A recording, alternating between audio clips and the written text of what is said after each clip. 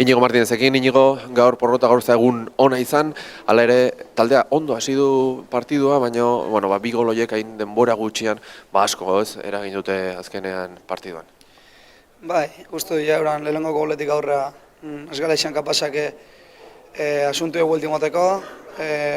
Uste dut gaur Dani nira zizkule, ez dut jakin zeran paraeroan kontragolpik, eta bueno, nik uste dut eurak gustora guazen tiruile lautamar minutun gu baino, eta bueno, lehenengo goletik aurrera ja gauza komplikari, intentaru partidu eguelti moti, baina bueno, partidu txarra danona, bolti buru altzati tokaten dangun, eta bueno, aurrengoko partidu bai batzen hasi ber. Inigo nahiz eta huts eta lauekoa markago joan izan, azkeneko minutuetan zaleek asko animatu dute, errekonozitzen aurten egiten ari zareten denboraldi honenagatikan, ez da horrek ere pixkat, seinale hona da, ez azkenean, gaur egun txarra izan da, baina bestea hor dago eta hori egongo delakoan ez gaude denok.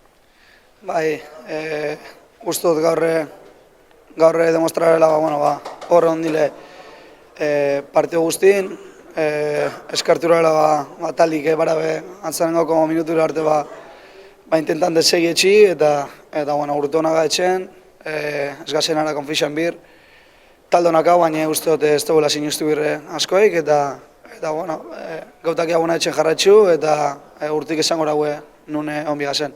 Joseba Zalduarekin, Joseba gaur utxu talau galdu da, talde ondo hasi da lehenengo minutuetan, goletik gertu ere egon da, baina azken bi gol horiek hain denbora gutxian oso aldapa gora jarri du partida eta gero zaila izan da, ez? Bai, nire ustez partida oso ondo hasi gea, pare bat aukera argi eduki ditugu, baina ez ditugu sartu, ez? Eta beraie 5 minututan bi gol sartu bizkigute eta oso aldapa gora jarri zaigu partida, ez?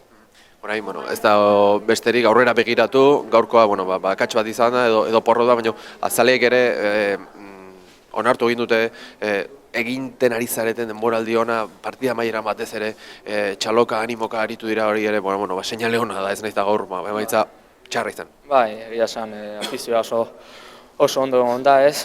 0-lauarekin animatzen egon dira eta hori eskertzekoa da, ez?